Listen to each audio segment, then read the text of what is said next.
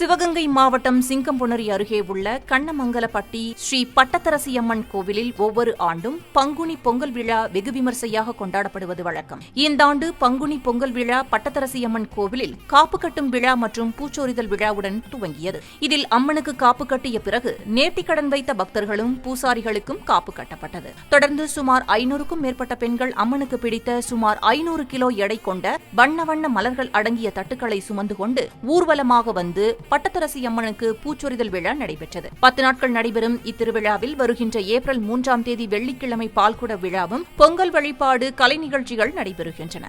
விழாவுக்கான ஏற்பாடுகளை கண்ணமங்கலப்பட்டி கிராமத்தார்கள் பட்டத்தரசி அம்மன் கோவில் பூசாரிகள் செய்து வருகின்றனர்.